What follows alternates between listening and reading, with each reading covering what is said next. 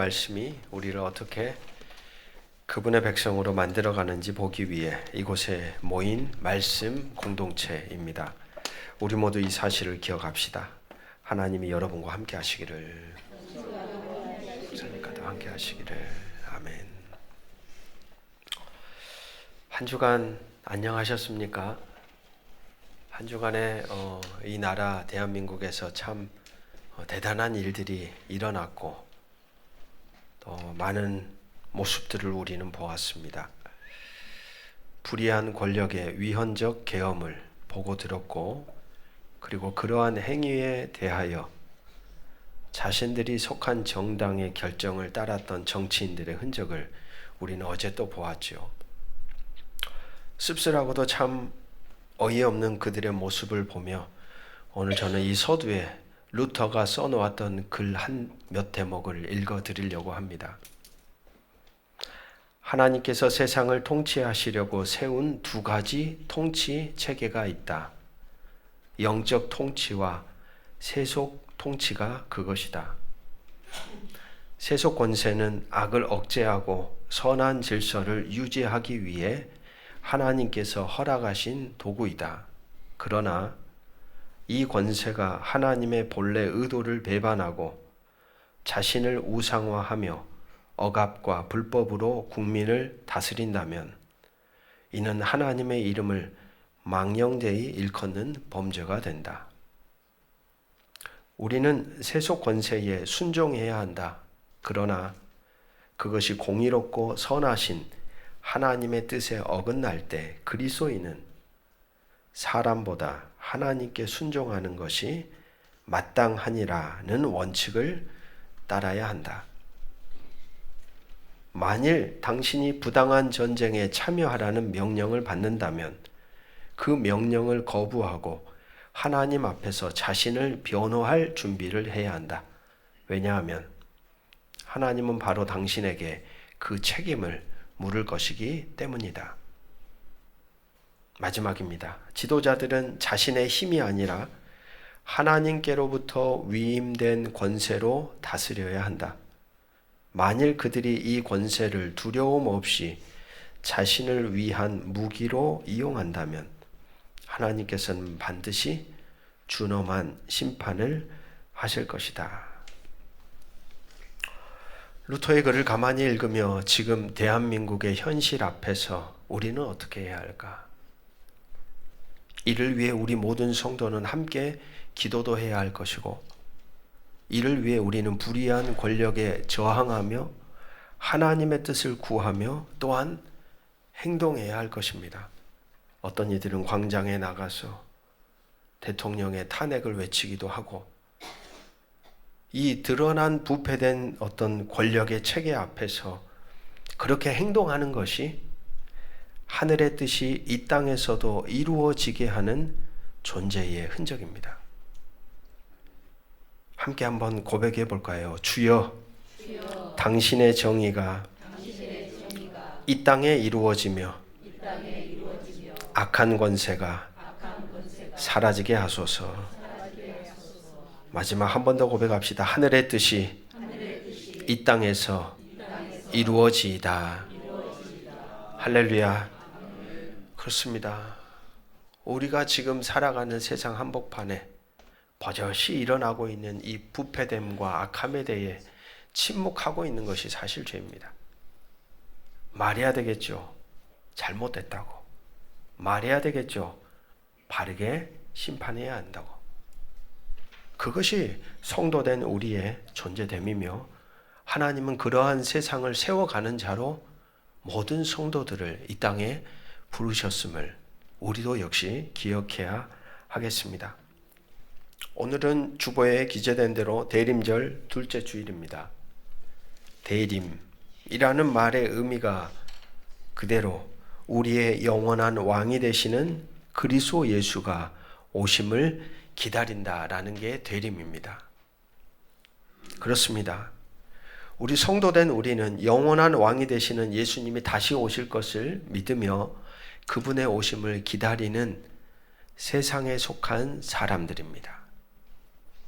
문제는 분명 오신다고 하시는데 언제 어떻게 오실련지 그 누구도 아는 이가 하나 없습니다. 그 안에 아무도 알 수 없는 시간이 주어져 있는 거죠. 언제 올지를 몰라요. 혹시 그런 분들 안 계시겠죠? 이 자리에는 그 날짜를 안다는 이들에게 현혹되어 흰 옷을 준비하고 재산을 다 팔아 자신들이 속한 신앙의 공동체에 다 헌납하고 주님을 딱 예배하는 시간에 만나야 되겠다라고 생각하는 분들은 이 자리에 없기를 주의 이름으로 축복합니다. 그것은 바른 재림의 신앙의 자세가 아니죠. 성경 곳곳을 보십시오. 불시에 임합니다. 아무도 몰라요. 강조하는 바가 무엇입니까?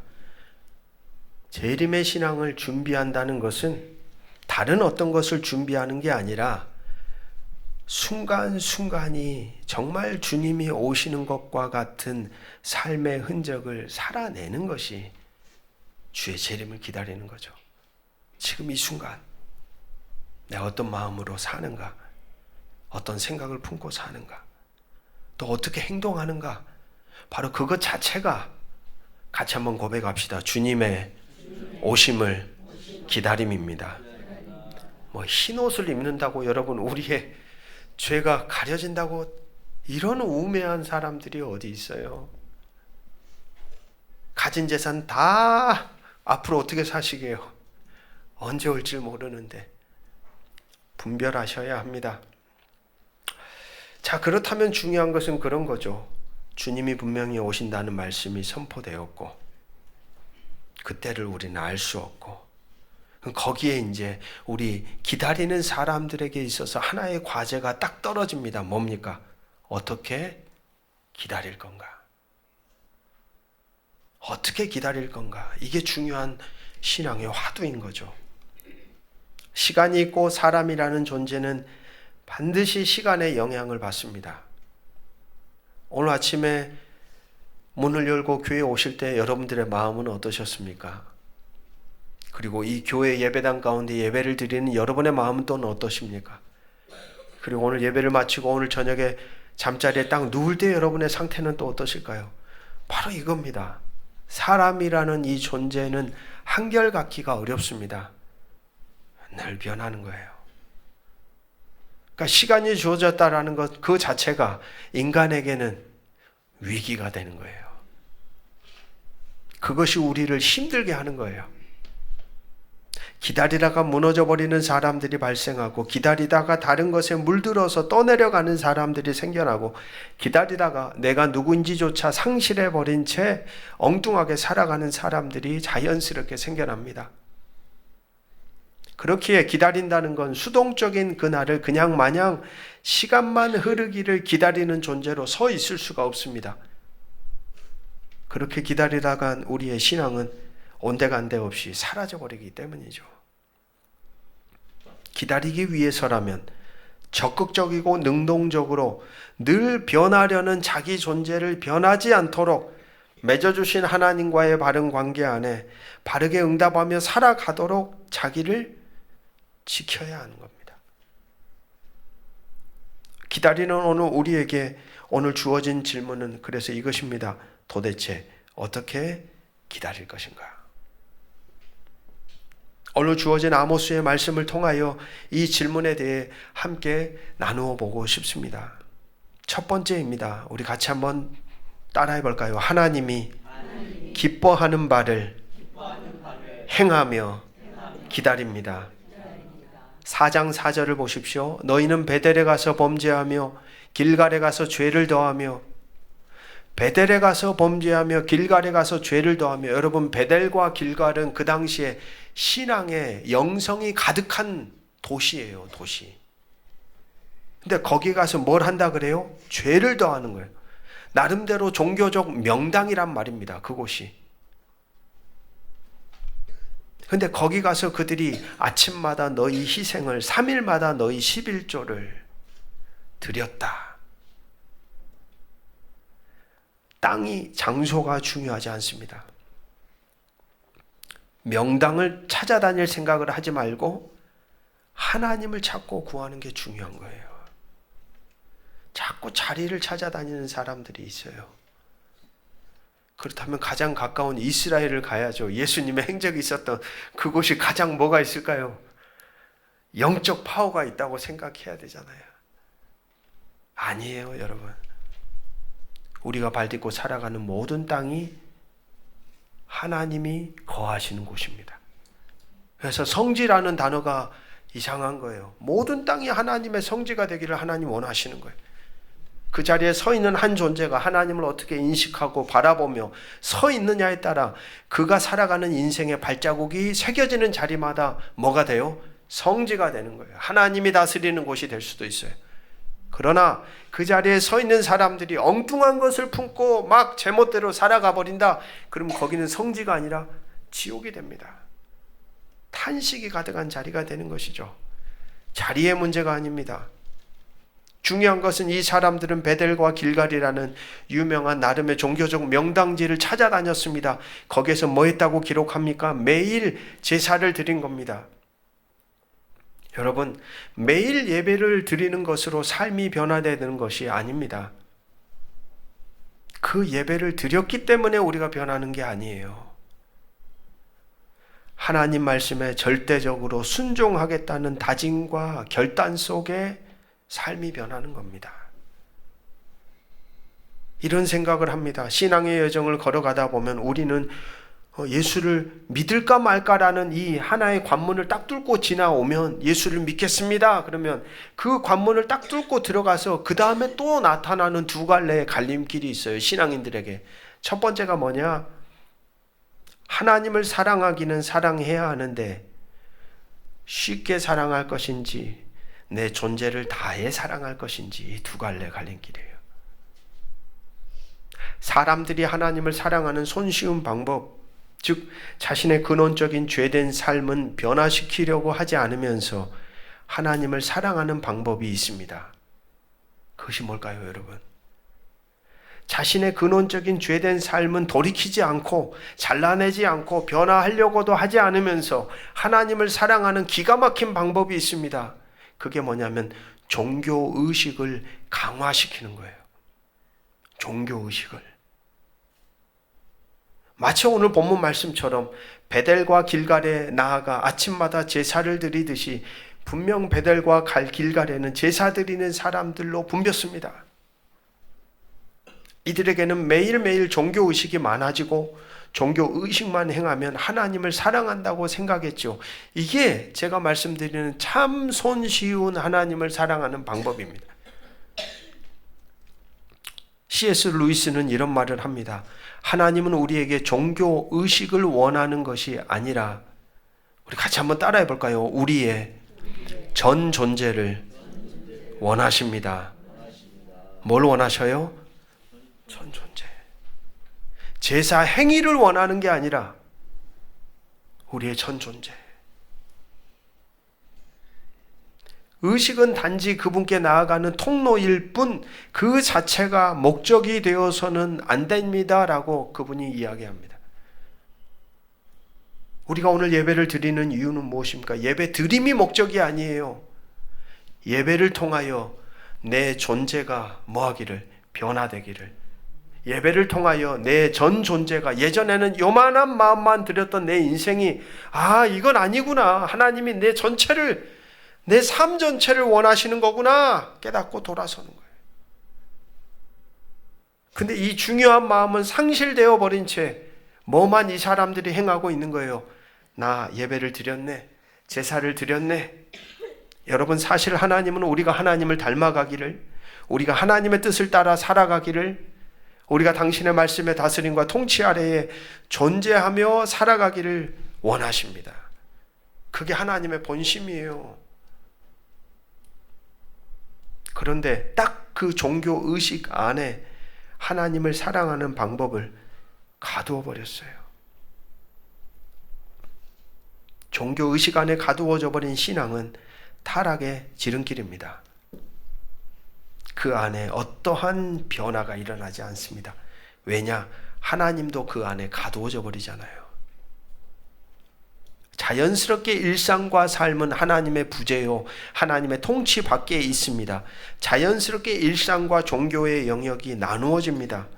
거기에서 우리는 두 개의 얼굴을 양산해내는 거예요. 종교인으로의 얼굴, 일상인으로의 얼굴, 두 얼굴이 서로 너무 갭이 커지는 거예요. 그렇게 그들이 모여 행하는 흔적들을 오늘 본문 말씀을 통하여 계속해서 살펴봅니다. 4장 5절을 보십시오. 4장 5절입니다. 누룩 넣은 것을 불살라 수은제로 드리며 낙헌제를 소리내어 선포하려무나 이스라엘 자손들아, 이것이 너희가 기뻐하는 바니라. 주 여호와의 말씀이니라. 하나님이 복 주시고 기도에 응답해 주신 것에 대한 감사의 마음으로 드리는 게 화목제입니다. 율법에 따르면 제물에 누룩을 넣어 태우는 것은 금지되어 있는데 오늘 본문 말씀을 보시면 누룩 넣은 것을 불살라 수은제로 드렸다. 즉 하나님의 말씀에 어긋나는 누구의 방식대로, 자신들의 방식대로 하나님을 열심히 제사 드리고 있는 거예요. 이게 중요합니다, 여러분. 자신들의 방식대로 열심히 제사 드리는 거예요.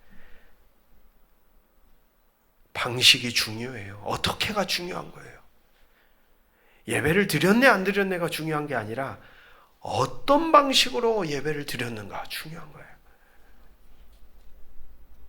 이들에게는 제사 예배를 받으시는 분이 어떻게 받으시는가는 중요하지 않았습니다.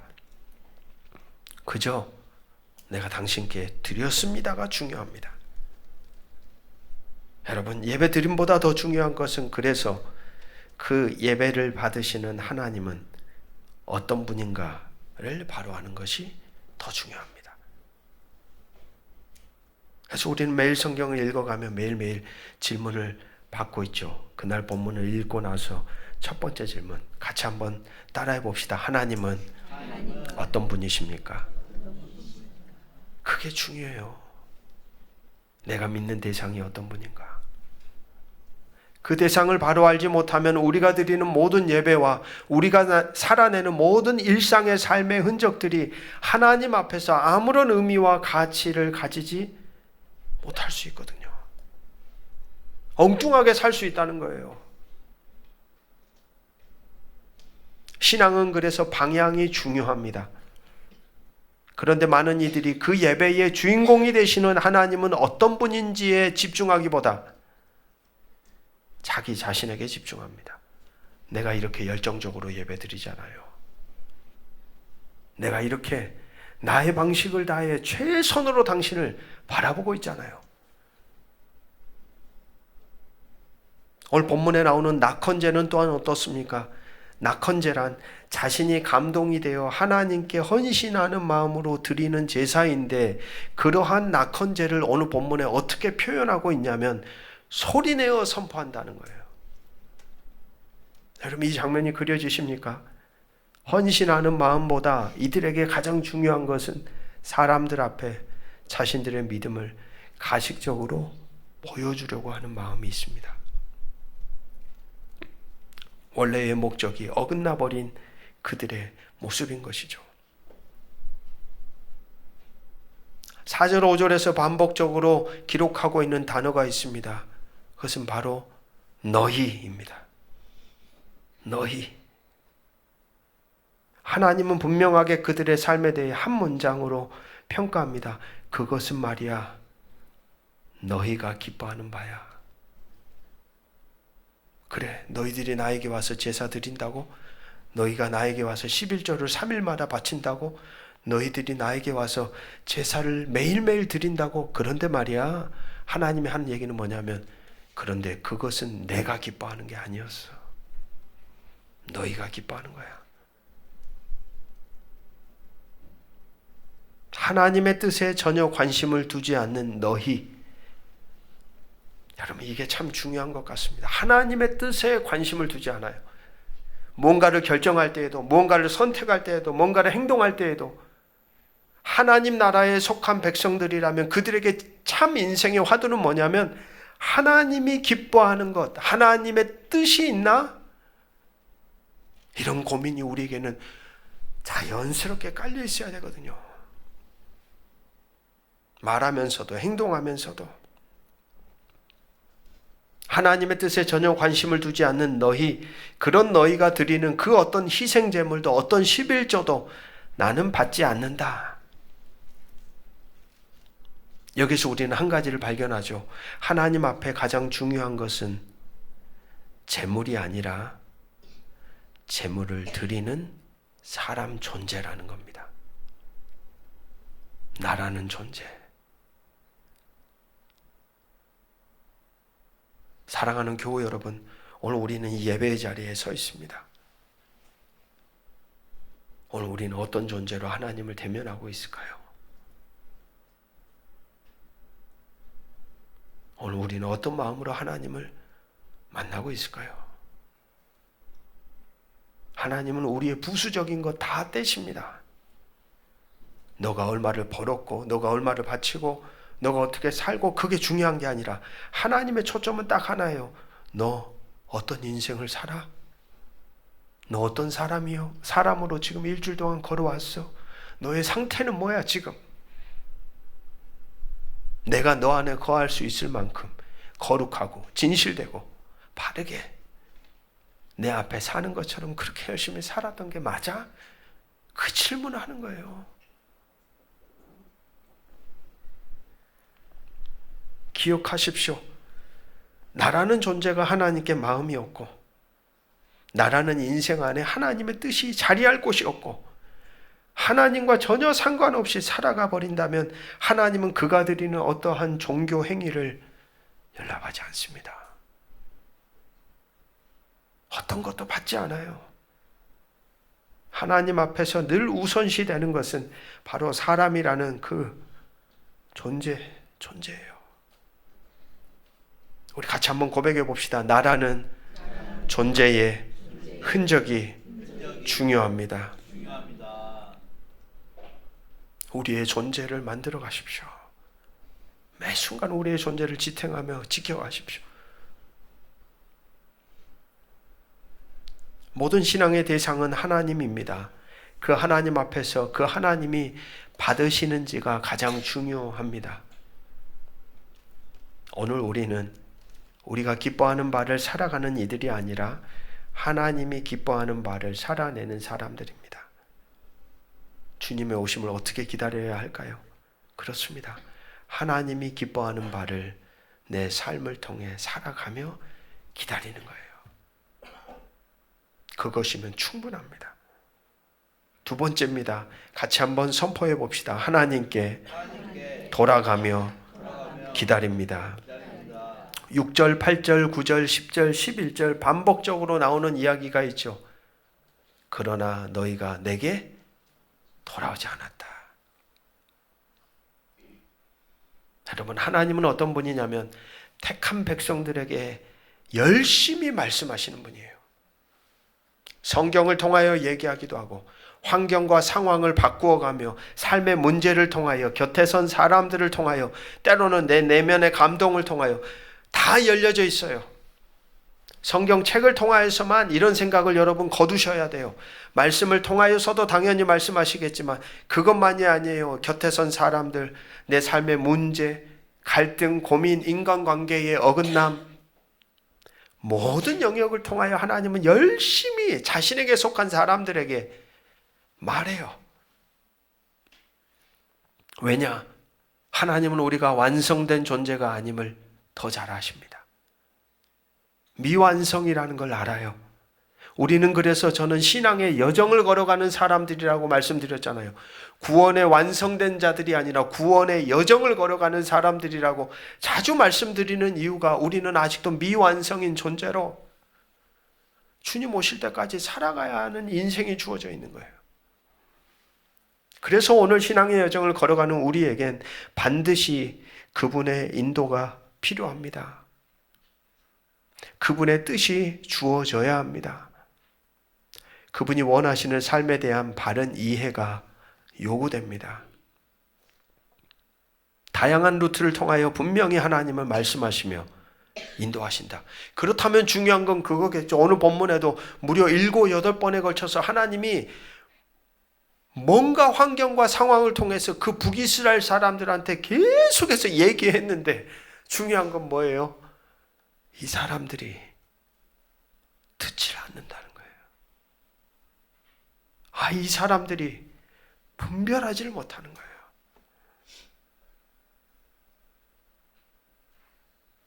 그 모든 일들을 하나님이 그들에게 행하심은 그들이 하나님께 가까이 하나님 안으로 하나님과 더불어 함께 살아가는 삶의 자리 그걸 끊어버리지 않고 같이 가시려고 계속 초대했는데 강도가 더 세지거든요. 지금 말씀의 강도가 지금 보면 왜 더 세져요?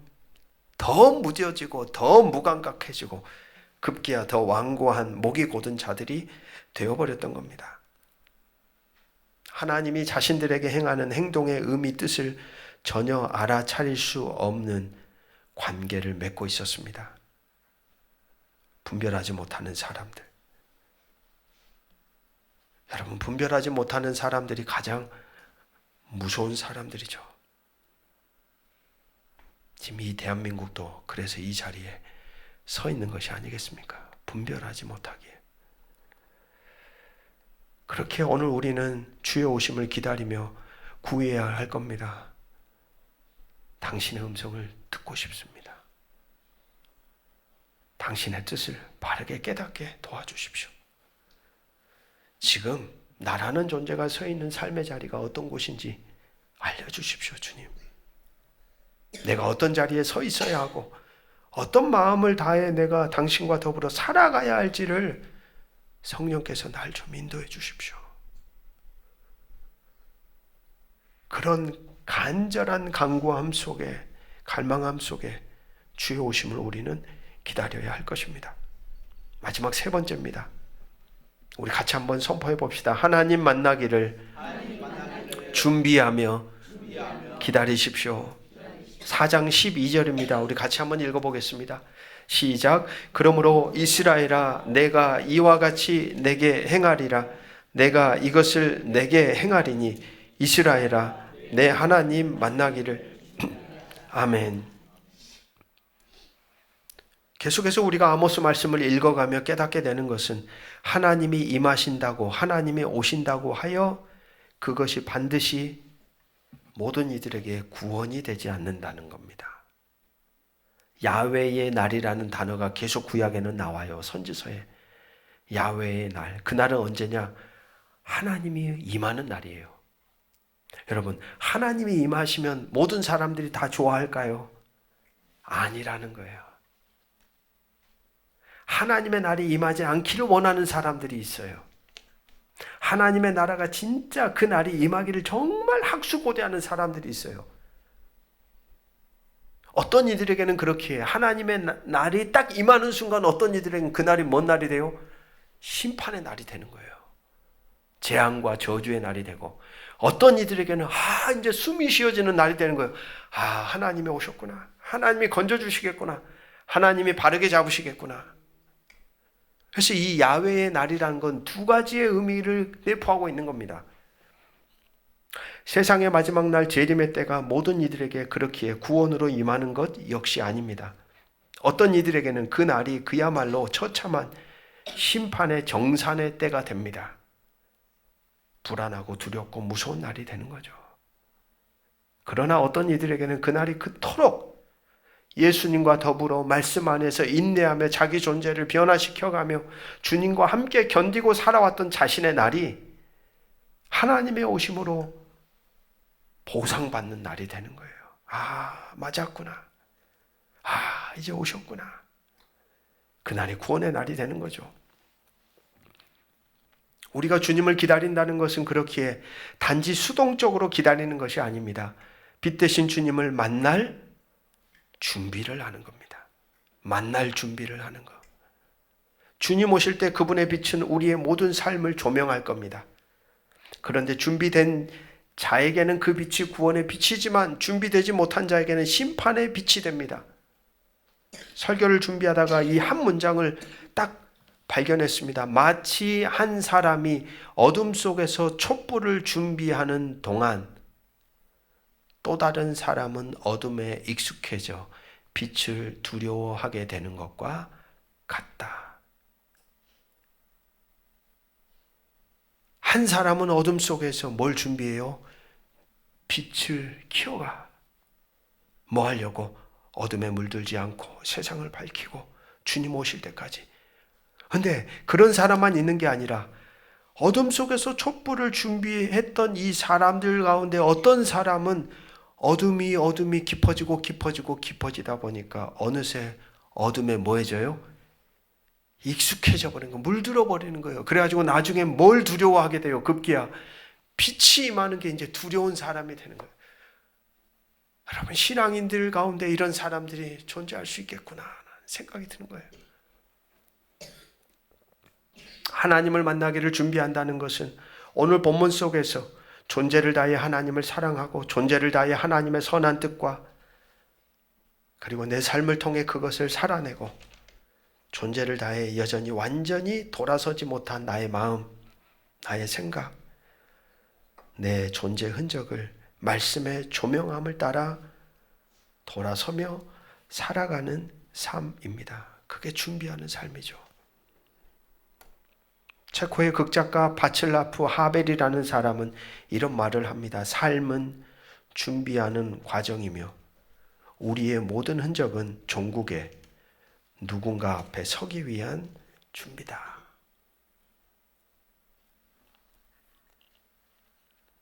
사랑하는 교우 여러분, 우리는 존재를 다해 하나님을 사랑하며 그분의 뜻을 살아내는 삶으로 준비해야 합니다.